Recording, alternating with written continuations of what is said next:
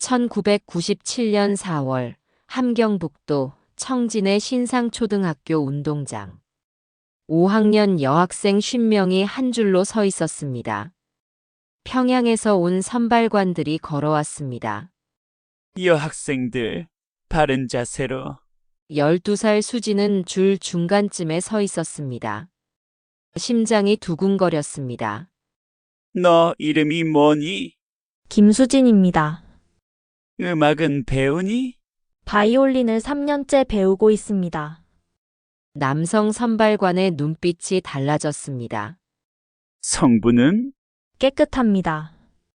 할아버지가 6.25때 인민군으로 복무하셨습니다. 좋아.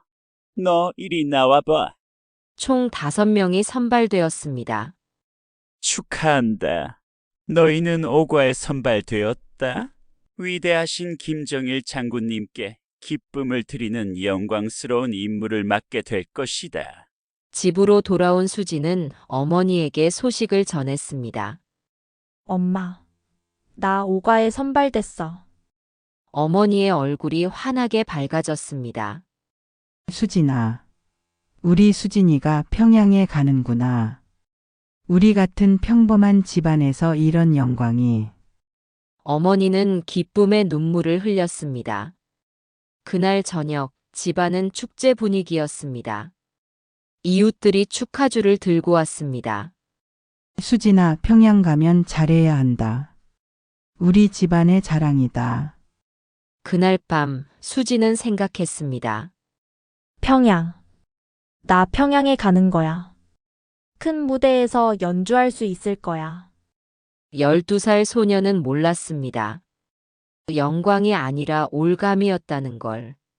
2달 후, 수지는 평양행 기차에 올랐습니다. 수진아, 편지 꼭 써라.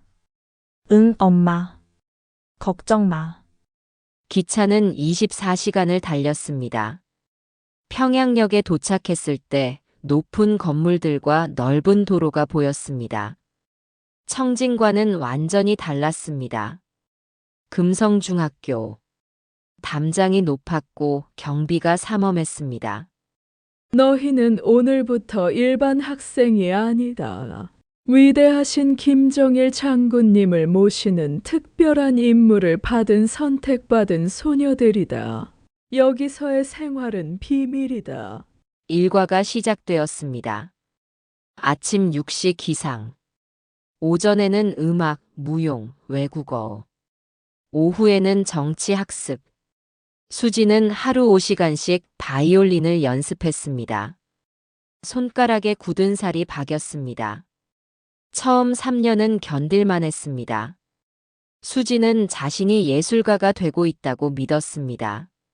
하지만 15세가 되던 해, 18세가 된 언니들이 갑자기 학교를 떠났습니다. 선생님, 언니들은 어디 가는 거예요? 좋은 곳이야. 때가 되면 알게 될 거다. 16세 되던 해 겨울. 은혜 언니를 만났습니다. 21살로 이미 3년간 그곳에서 일하고 있었습니다. 어느 날 밤 은혜 언니가 수진을 조용한 곳으로 불렀습니다.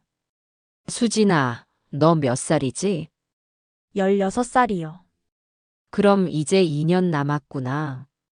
수진아, 넌 5과가 진짜 뭐 하는 곳인지 정말 몰라.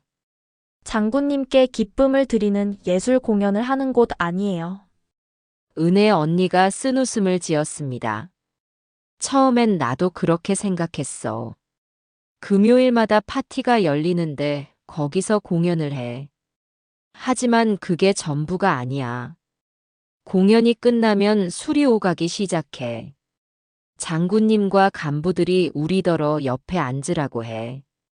술을 따르라고 해. 그리고 은혜 언니의 눈에서 눈물이 흘러내렸습니다. 수진아, 우리는 사람이 아니야. 그들에게 우리는 그냥 물건이야. 장난감이야. 파티가 끝나고 나면 별실로 가야 할 때가 있어. 혼자서 또는 여럿이서. 그리고 거기서 거절하면? 거절하면 정치범 수용소로 가. 작년에 거절한 애가 다음날 사라졌어. 수진의 다리에서 힘이 빠졌습니다. 그 자리에 주저앉았습니다. 언니, 나 어떡해요? 미안해, 수진아. 하지만 너라도 미리 알아야 할 것 같아서. 그날 밤 수진은 잠을 이루지 못했습니다. 영광이 아니었어. 처음부터 영광이 아니었어. 눈물이 흘러내렸습니다. 2003년 3월. 수진의 18번째 생일이 지나고 한 달 후. 김수진 교관실로 오너라. 축하한다. 드디어 내가 진짜 임무를 시작할 때가 왔구나. 금요일부터 파티에 참석하게 될 것이다. 명심해라. 거기서 무슨 일이 있어도 절대 거절하지 마라. 만약 거절하거나 저항하면 너뿐만 아니라 내 가족도 무사하지 못할 거다. 첫 금요일. 검은색 승용차가 평양 외곽의 별장으로 향했습니다. 거대한 샹들리에가 빛나는 호화로운 홀. 사람들이 들어오기 시작했습니다. 정장을 입은 중년 남성들, 군복을 입은 장성들. 그리고 김정일이 들어왔습니다. 수지는 떨리는 손으로 바이올린을 들었습니다. 30분간의 연주가 끝났습니다. 좋았어. 박수. 그날은 그것으로 끝이었습니다. 하지만 두 번째 파티부터 상황은 완전히 달라졌습니다. 연주가 끝나고 술이 오가기 시작했습니다. 23살 선배 정희가 다가왔습니다. 너 신입이지? 오늘부터 진짜 시작이야. 절대 저항하지 마. 웃어. 항상 웃어야 해. 아가씨들, 이쪽으로 와라. 약 15명의 소녀들이 홀로 들어갔습니다. 수지는 인민무력부 부부장 테이블로 갔습니다. 50대 중반의 남자였습니다. 오, 새로운 애구나. 이름이 뭐야? 김수진입니다. 나이는? 18입니다. 18. 딱 좋은 나이지. 간부가 입꼬리를 올리며 웃었습니다. 여기 앉아. 옆에. 간부가 수진의 손을 잡았습니다. 수진은 본능적으로 손을 빼려고 했습니다. 왜 그래? 간부의 목소리가 차가워졌습니다. 수진은 정의의 말이 떠올랐습니다. 절대 저항하지 마. 술 한잔하면 몸이 따뜻해질 거야. 따라봐. 수진은 떨리는 손으로 술을 따랐습니다. 술이 테이블에 쏟아졌습니다. 손이 떨리네. 초짜구나. 대신 내가 한 잔 마셔야겠어. 벌로. 저는 술을 못 마십니다. 못 마셔도 마셔야지. 수진은 술을 마셨습니다. 목구멍이 타는 것 같았습니다. 간부가 수진의 등을 쓰다듬었습니다. 수진은 온몸이 굳었습니다. 1시간쯤 지났을 때 안내 요원이 다가왔습니다. 김수진 동무 3번 방으로 가라. 리 부장님이 부르신다. 수진의 심장이 쿵 하고 내려앉았습니다. 복도를 따라 걸었습니다. 1번, 2번, 3번. 문을 열었습니다. 당 조직 지도부 부부장이 앉아 있었습니다. 소파, 테이블, 그리고 침대. 들어와. 문 닫아. 이리 와서 앉아. 여기. 내 옆에. 간부가 수진을 자기 쪽으로 끌어당겼습니다. 저는, 쉿. 내가 여기 온 이유가 뭔지 알지? 장군님을 모시는 거야. 그리고 우리 같은 일꾼들을 기쁘게 하는 거지. 간부가 수진의 턱을 잡았습니다. 만약 거절하면 넌 끝이야. 정치범 수용소 가는 거야. 내 가족도 마찬가지고. 내 엄마도 함께 갈 거야. 수진의 머릿속에 어머니의 얼굴이 떠올랐습니다. 엄마. 미안해요. 수진은 눈을 감았습니다. 시간이 얼마나 지났을까? 영원처럼 느껴졌습니다. 잘했어. 다음에 또 보자. 수진은 비틀거리며 나왔습니다. 복도에서 다리가 풀렸습니다. 눈물이 흘러내렸습니다. 화장실로 달려갔습니다. 이미 정희가 변기에 머리를 박고 토하고 있었습니다. 수진도 옆 칸으로 들어가 헛구역질을 했습니다. 수진아, 나야. 정희가 수진을 안아줬습니다. 언니. 나. 알아. 나도 알아. 처음은 다 힘들어. 언니. 이게 맞는 건가요? 맞지 않아. 전혀 맞지 않아. 하지만 우리는 선택할 수 없어. 우리는 그냥 물건이야. 두 소녀는 화장실 바닥에 앉아 서로를 껴안고 울었습니다.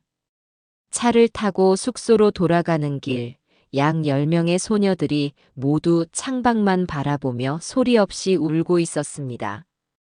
그날 밤 수지는 샤워를 했습니다. 뜨거운 물로 온몸을 문질렀습니다. 피부가 빨개지도록. 하지만 더러운 느낌은 사라지지 않았습니다. 거울을 봤습니다. 목에 멍이 들어 있었습니다. 엄마. 미안해요. 나 더러워졌어요. 다음 주 금요일이 다시 왔습니다.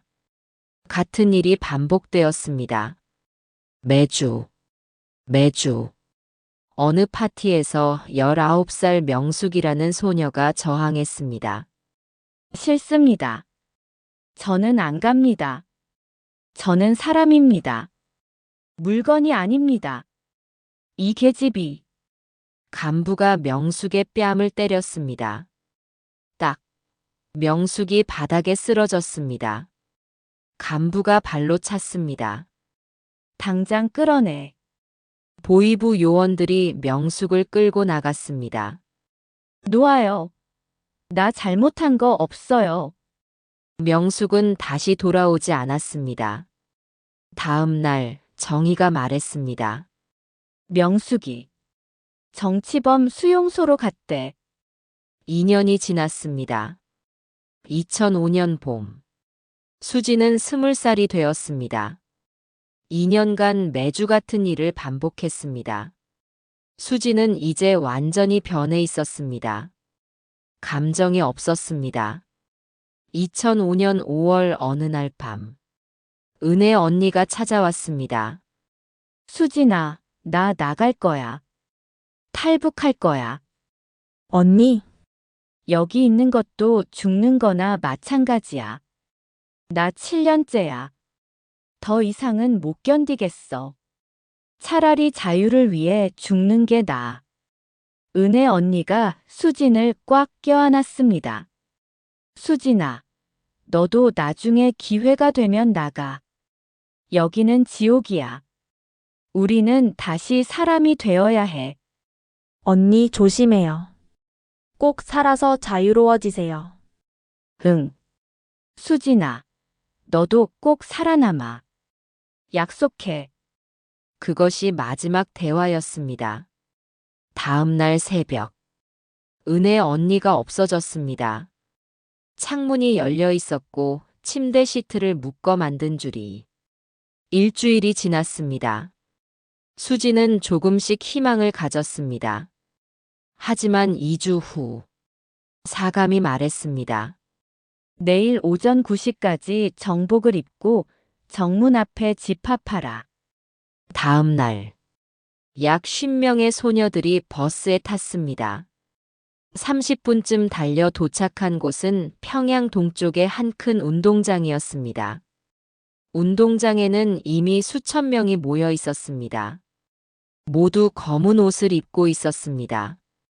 운동장 한가운데는 높이 3m쯤 되는 나무 기둥이 세워져 있었습니다. 오전 10시. 사회자가 단상에 올라왔습니다. 동무들, 오늘 우리는 반역자를 처단하는 역사적인 순간을 목격하게 될 것입니다. 저기를 보십시오. 군용 트럭이 들어왔습니다. 트럭 뒤에서 3명의 보이부 요원이 한 사람을 끌어내렸습니다. 수지는 그 순간 숨이 멎는 것 같았습니다. 은혜 언니였습니다. 더러운 죄수복, 산빠린 머리, 멍든 얼굴, 부은 눈, 터진 입술, 뒤로 묶인 손, 족쇄찬 발, 언니, 눈물이 흘러내렸습니다. 정희가 수진의 손을 꽉 잡았습니다. 보이부 요원들이 은혜 언니를 나무 기둥 앞으로 끌고 갔습니다. 밧줄로 몸을 기둥에 묶었습니다. 은혜 언니가 고개를 들었습니다.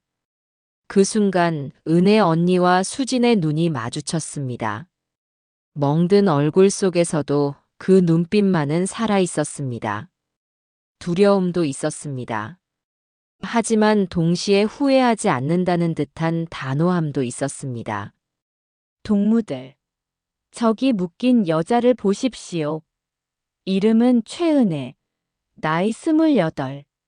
당과 수령님을 배신했습니다.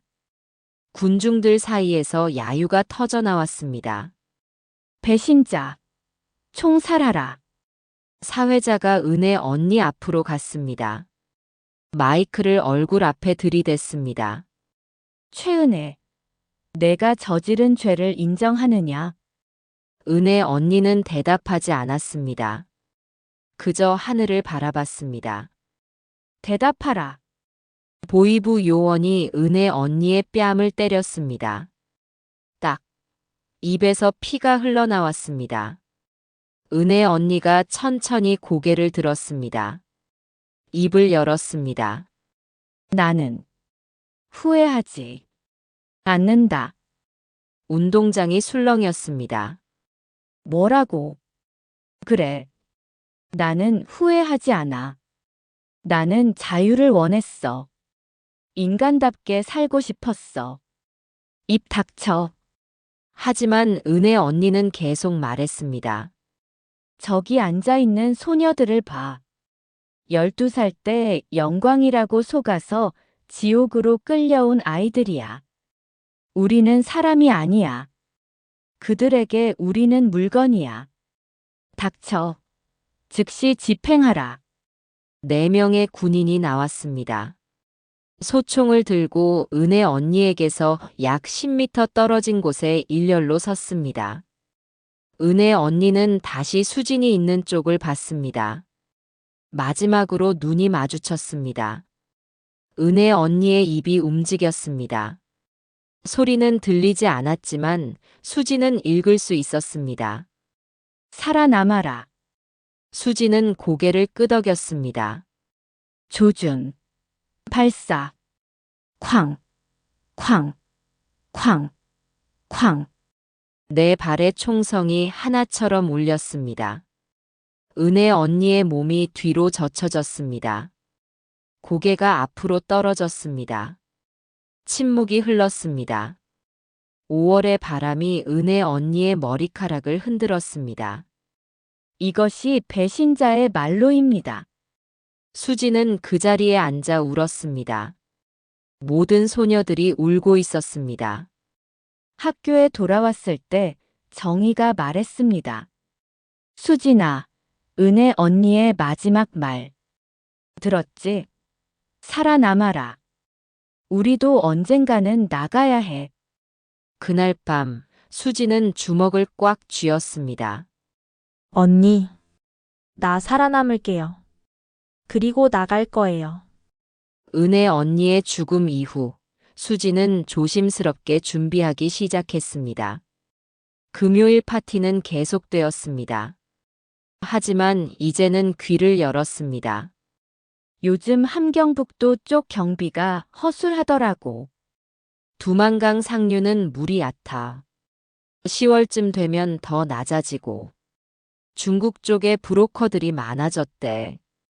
수지는 모든 것을 기억했습니다. 파티에서 받는 선물들을 모았습니다. 시계, 귀걸이, 목걸이, 침대 및 상자에 차곡차곡 모았습니다. 2년이 지났습니다. 정희가 조용히 말했습니다. 수진아, 나 청진 쪽에 브로커 연락처 하나 알아냈어. 청진시 포항구역. 수지는 그 정보를 머릿속에 새겼습니다. 3년이 더 지났습니다. 2010년. 수지는 25살이 되었습니다. 그해 가을. 기회가 왔습니다. 장군님이 다음 달에 중국 방문하신대.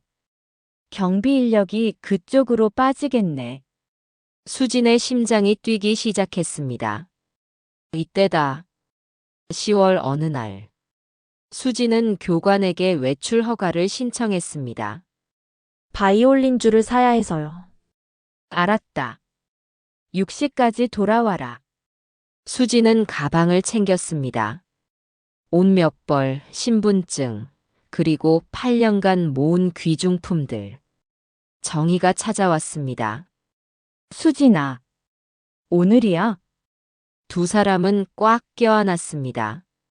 언니, 나 성공하면 방법을 찾을게. 잘 가. 자유로워져. 수지는 학교 정문을 나섰습니다. 13년 만에 처음으로. 돌아보지 않았습니다. 평양역에서 표를 끊었습니다. 함경북도 청진까지 한 장이요. 기차가 출발했습니다. 창밖으로 평양의 거리가 지나갔습니다. 다시는 안 와. 절대로. 24시간 후 청진역에 도착했습니다. 낡은 주택가의 작은 집. 문을 두드렸습니다. 최은혜가 소개해줬습니다. 문이 열렸습니다. 50대 중년 남성. 은혜를 어떻게 아나? 같이 일했습니다.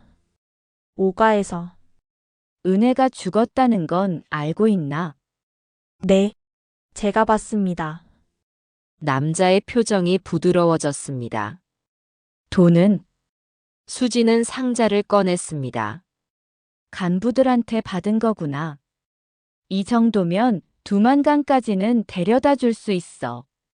이틀 후 밤 10시. 트럭이 올 거야. 이틀이 지났습니다. 밤 10시. 트럭이 골목에 들어왔습니다. 저 상자들 사이에 숨어. 절대 소리 내지 마. 수지는 야채 상자 사이에 몸을 숨겼습니다. 트럭이 출발했습니다. 30분쯤 지나 멈췄습니다. 검문이다. 어디 가시오? 라선으로 야채 배달 갑니다. 발소리가 트럭 뒤쪽으로 다가왔습니다.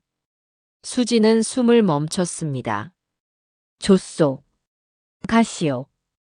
트럭이 다시 출발했습니다. 1시간쯤 더 달려 멈췄습니다. 내려. 저기 보이는 강이 두만강이야.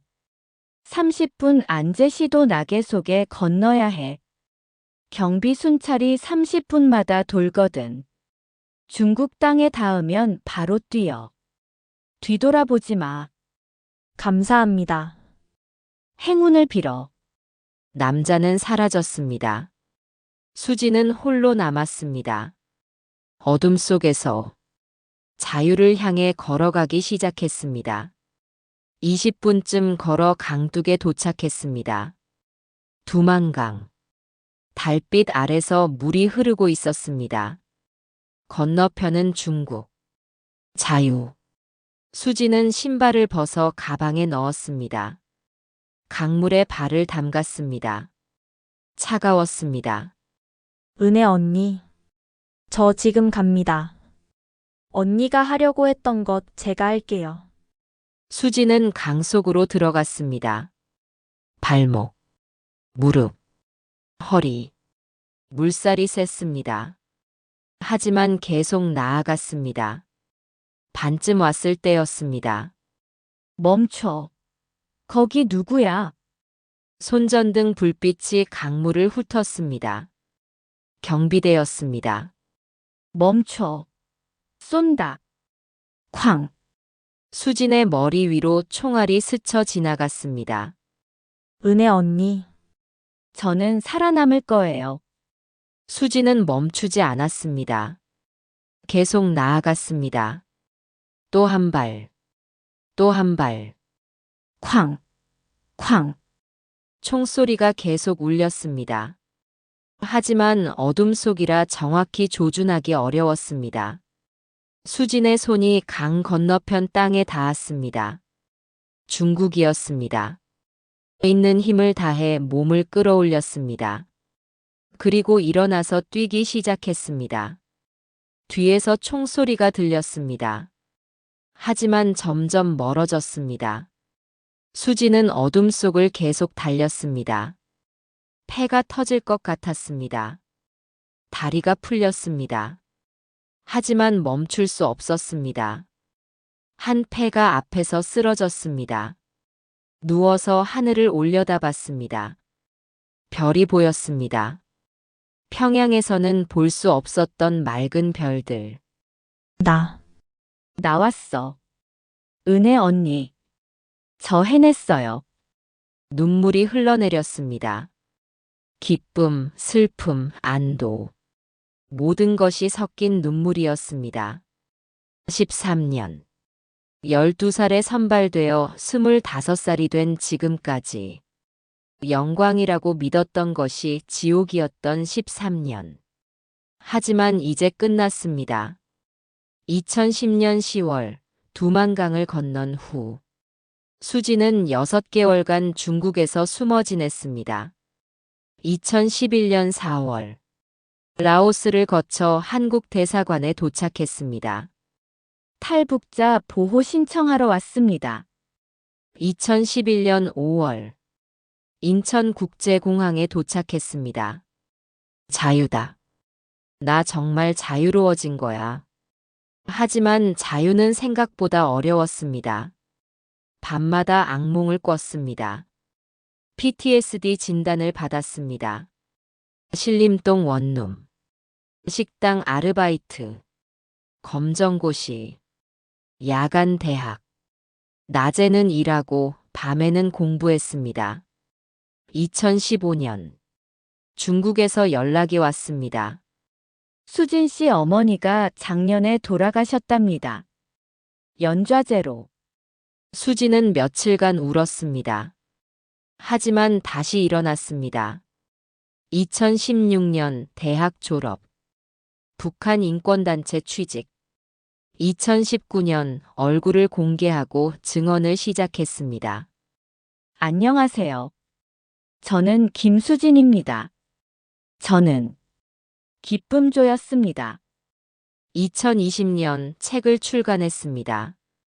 베스트셀러가 되었습니다. 그리고 2025년 지금 수진은 북한 인권 활동가로 살아가고 있습니다. 강연장.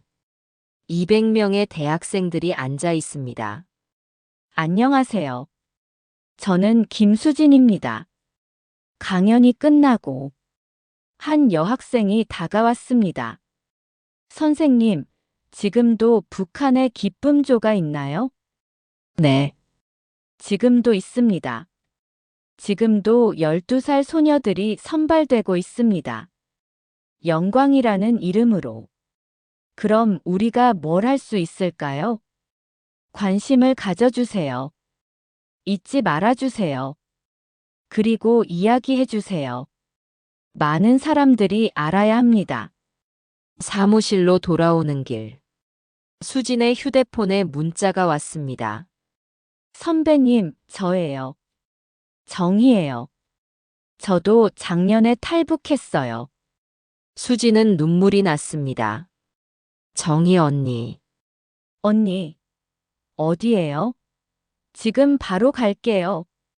다음 날. 서울시청 근처 카페. 수진과 정희가 마주 앉았습니다. 수진아, 정말 오랜만이다. 언니, 잘 오셨어요. 두 사람은 서로를 껴안고 울었습니다. 수진아, 내가 성공했다는 소문 들었어. 그 소문 듣고 나도 희망을 가졌어. 언니, 이제 괜찮을 거예요. 우리 함께 있잖아요. 응. 수진아, 고마워. 그날 밤 수지는 창밖을 바라봤습니다. 서울의 야경. 은혜 언니, 저 여기 있어요. 언니가 꿈꿨던 자유, 여기 있어요. 수지는 노트북을 열었습니다. 새로운 글을 쓰기 시작했습니다. 지금도 북한에는 기쁨조가 있습니다. 지금도 12살 소녀들이 영광이라는 이름으로 선발되고 있습니다. 우리는 잊지 말아야 합니다. 그들을 위해 목소리를 내야 합니다. 2025년 현재 북한 기쁨조는 여전히 운영되고 있는 것으로 추정됩니다. 매년 평양과 지방에서 12-13세 소녀들이 선발되고 있습니다. 이 영상은 실제 탈북자들의 증언을 바탕으로 재구성되었습니다. 김수진 가명씨는 현재 서울에서 북한 인권 활동가로 활동하고 있습니다. 우리는 잊지 말아야 합니다. 그들의 목소리가 세상에 닿을 수 있도록. 여러분 끝까지 시청해주셔서 감사합니다. 이 이야기는 제 이야기이지만 동시에 수많은 소녀들의 이야기입니다. 지금 이 순간에도 북한 어딘가에서 12살 소녀가 영광이라는 말에 속아 평양으로 가고 있을지도 모릅니다. 여러분의 관심이 변화를 만듭니다. 댓글로 여러분의 생각을 나눠주세요. 그리고 이 이야기를 더 많은 사람들과 공유해주세요. 감사합니다.